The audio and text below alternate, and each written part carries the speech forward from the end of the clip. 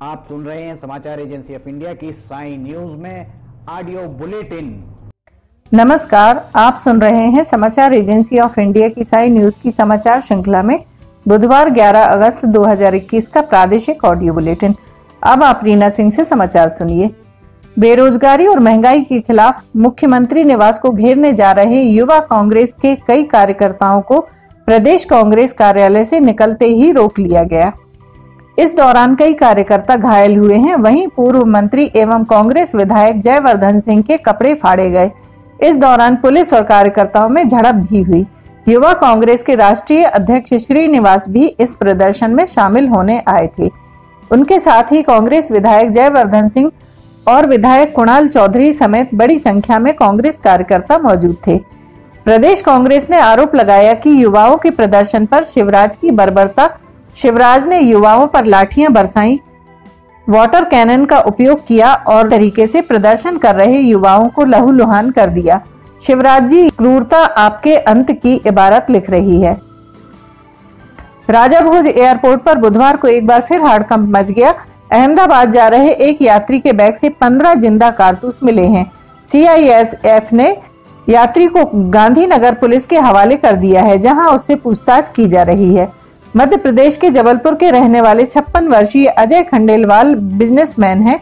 वे राजा भोज airport से Indigo विमान से अहमदाबाद जाने वाले थे। तभी सिक्योरिटी जांच के दौरान उनके बैग में 15 जिंदा कारतूस देखकर CISF के जवानों में हड़कंप मच गया। तत्काल अजय खंडेलवाल को हिरासत में ले लिया गया। CISF के सब इंस्पेक्टर कुलदीप की नजर में यह कारतूस आ गए थे। गांधीनगर पुलिस को सौंप दिया गया है, जहां खंडेलवाल से पूछताछ की जा रही है। हाईकोर्ट ने राज्य सरकार को निर्देश दिया कि प्रदेश में कोरोना संक्रमण की दूसरी लहर के दौरान ऑक्सीजन की कमी से हुई मौतों पर विस्तृत जवाब पेश किया जाए। चीफ जस्टिस मोहम्मद रफीक व जस्टिस विजय कुमार शुक्ला की डिवीजन बेंच ने निजी अस्पतालों में कोरोना के इलाज के रेट तय करने पर भी पुनर्विचार करने के निर्देश दिए। मंगलवार को हाईकोर्ट में एक आवेदन पेश कर कहा गया कि कोरोना की दूसरी लहर के दौरान ऑक्सीजन की कमी से जिन लोगों की मौत हुई है, उन्हें मुआवजा दिया जाए। इस मामले में राज्य सरकार की ओर से कहा गया कि पहले ही हाईकोर्ट में जवाब दाखिल कर दिया गया है कि ऑक्सीजन की कमी से प्रदेश पर एक भी मौत नहीं हुई है। ऐसे में मुआवजा दिए जाने का सवाल ही नहीं उठता है। सुनवाई के बाद डिवीजन बेंच ने एक बार फिर प्रदेश में ऑक्सीजन की कमी से हुई मौतों पर विस्तृत जवाब पेश करने का निर्देश दिया है। प्रदेश में सिर्फ 14 जिला अस्पतालों में CT स्कैन मशीन है। सरकार ने MP में हाईकोर्ट की खंडपीठ के समक्ष जो रिपोर्ट प्रस्तुत की है, उसमें कहा है कि 52 जिलों में से सिर्फ 14 के जिला अस्पतालों में CT स्कैन मशीन है। कोर्ट ने सरकार को आदेश दिए हैं कि सभी जिला अस्पतालों में 4 अक्टूबर से पहले CT स्कैन मशीन लगाए जाएं। हाईकोर्ट कोरोना वायरस से संबंधित स्वतः संज्ञान याचिका के साथ अन्य मुद्दों को इसमें सम्मिलित किया है। न्याय मित्र ने न्यायालय में कहा कि राज्य सरकार की तरफ से तय दरों की सूची सभी अस्पतालों और जिला अस्पताल में लगाई जाए। उन्होंने कहा कि मेट्रो शहर में एक मल्टी स्पेशलिटी अस्पताल से एक कोरोना मरीज से एक आदिवासी जिले के एक सामान्य अस्पताल के समान शुल्क लिया जाता है। उन्होंने राजस्थान, केरल और छत्तीसगढ़ जैसे अन्य राज्यों के जिलों के साथ रेट चार्ट की तुलना की और कहा कि MP में कोरोना उपचार दर अन्य राज्यों से 25 से 50% कम है। सरकार ने कोविड के बावजूद साल 2019-20 की तुलना में वर्ष 2020-21 में शराब बिक्री से 26.14% और पेट्रोल की बिक्री से 22.39% अधिक राजस्व एकत्र किया। कांग्रेस विधायक मेवाराम जाट के प्रश्न के उत्तर में प्रदेश के वित्त मंत्री जगदीश देवड़ा ने मंगलवार को विधानसभा में यह जानकारी दी। उन्होंने बताया कि वर्ष 2020-21 के दौरान शराब पर वैट के तौर पर राजस्व संग्रह इससे पिछले वर्ष 2019-20 की तुलना में 26.14% बढ़कर 1183.58 करोड़ रुपए रहा। वर्ष 2019-20 में 938.28 करोड़ रुपए, जबकि 2018-19 में 632.27 करोड़ रुपए शराब पर लगे वैट से एकत्र हुआ था। पिछले वित्त वर्ष में 50% बढ़ी बीजेपी की आमदनी कांग्रेस के मुकाबले 5 गुना से भी ज्यादा कमाई। देवड़ा ने बताया कि पेट्रोल पर बिक्री से वैट के रूप में राजस्व संग्रह 2019-20 में जहां 4,263.42 करोड़ रुपए था, वहीं 2020-21 में यह 22.39% बढ़कर 5217.79 करोड़ रुपए हो गया, जबकि वर्ष 2018-19 में पेट्रोल पर लगे वैट से 3779.6 करोड़ रुपए सरकार को राजस्व के तौर पर मिली थी। मंत्री के जवाब के मुताबिक प्रदेश सरकार ने 2020-21 में डीजल पर लगे वैट के माध्यम से 6,690 करोड़ रुपए एकत्र किए, जो कि 2019-20 में एकत्र किए गए 5,773.65 करोड़ रुपए से 15.88% अधिक है। वहीं वर्ष 2018-19 में डीजल बिक्री से 5,256.89 करोड़ रुपए का राजस्व प्राप्त हुआ था। सदन को बताया गया कि प्रदेश सरकार पेट्रोल पर 33% वैट, 4.5 रुपये प्रति लीटर अतिरिक्त कर और टर्नओवर पर 1% उपकर वसूल रही है।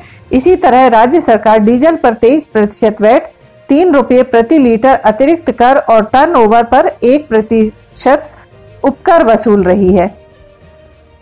प्रदेश हाईकोर्ट सहित राज्य की सभी अदालतों में पैरवी करने वाले वकीलों को फ्रंट लाइन वर्कर घोषित करने की मांग तेज हो गई है।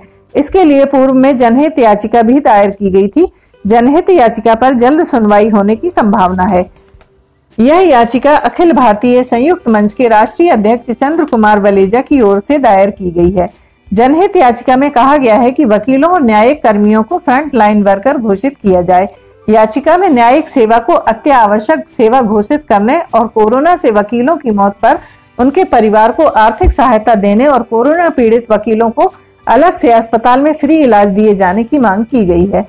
समाचारों के बीच में हम आपको यह जानकारी भी दे दें कि मौसम के अपडेट जानने के लिए समाचार एजेंसी ऑफ इंडिया के चैनल पर रोजाना अपलोड होने वाले वीडियो जरूर देखें। मौसम से संबंधित अपडेट मूलतः किसानों, निर्माण कार्य करने वालों आदि के लिए फायदेमंद साबित हो सकते हैं।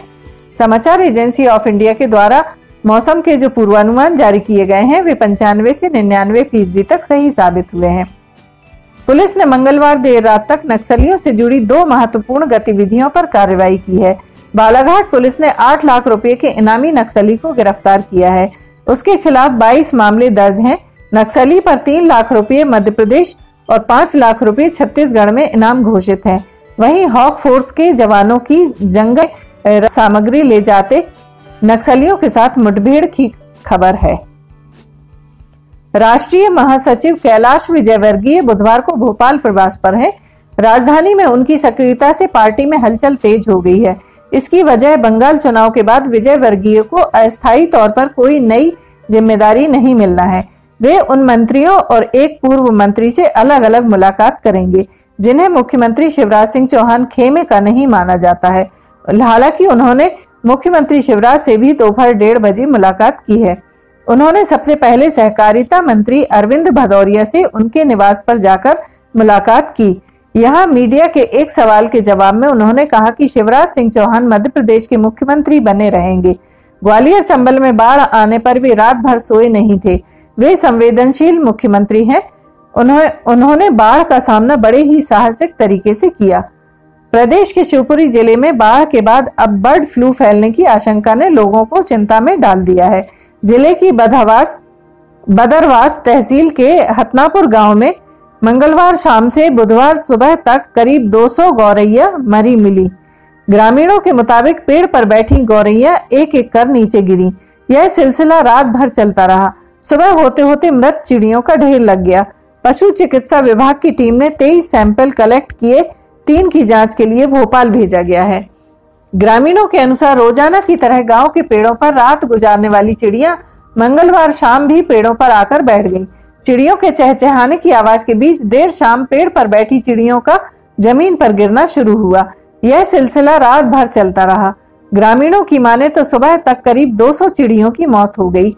अचानक हुई इन मौतों से गांव में दहशत फैल गई। मामले की जानकारी तत्काल पशु चिकित्सा विभाग को दी गई।